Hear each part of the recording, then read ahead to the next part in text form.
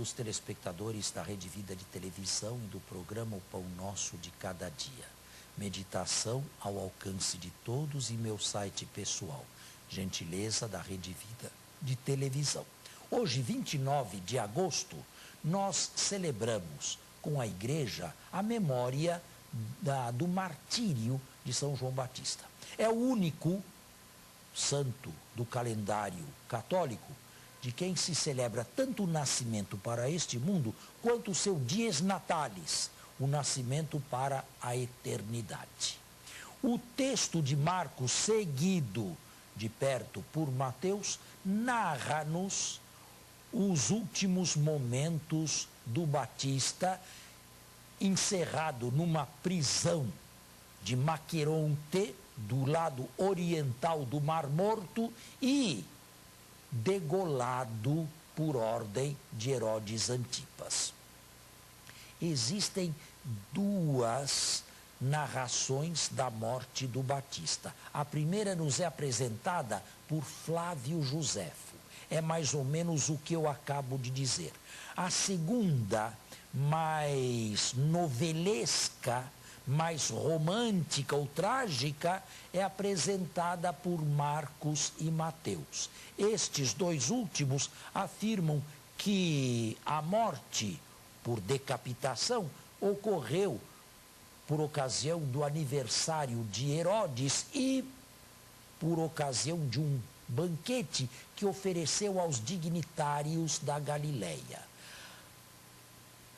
A filha de Herodíade, Salomé, teria dançado na presença de todos a ponto de agradar o rei, já um tanto carregado pelo vinho, pela bebida, e este lhe faz uma promessa absurda: tudo o que quiseres podes pedir-me, ainda que seja metade de meu reino.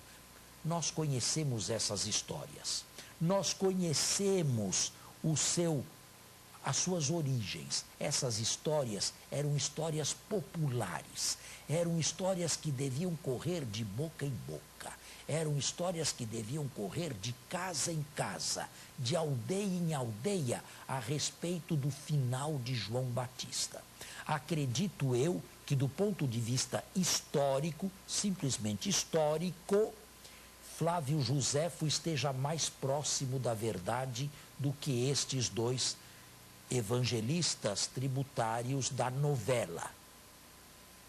Mas nós temos diante dos olhos não o texto de Flávio Josefo, e sim o texto dos evangelistas Marcos e Mateus. É indúbio que, do ponto de vista histórico, João Batista pagou caro a sua missão, a sua temeridade, a sua ousadia na pregação. Provavelmente Herodes suspeitava algum levante popular envolvendo a pregação do Batista e resolveu liquidá-lo antes que isto pudesse acontecer. É importante esta morte do Batista, não apenas para que o cristão saiba como pode pagar caro alguém que prega destemidamente o Evangelho, mas é importante também porque Jesus soube do ocorrido.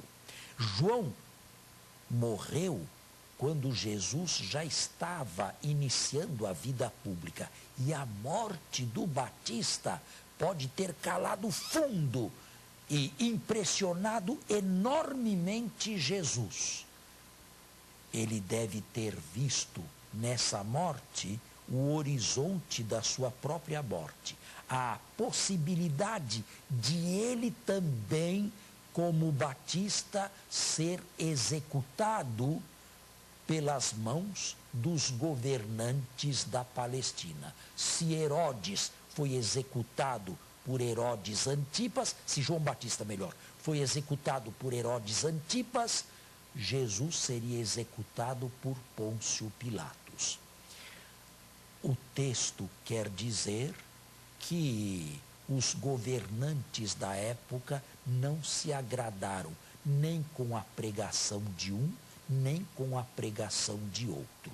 E os missionários verdadeiros de Deus devem levar em conta, se não a execução, se não o martírio, se não a condenação à morte, ao menos o fato de não agradarem indistintamente a todos os auditórios. E ai daquele que tivesse por finalidade e por meta agradar a todos sem distinção.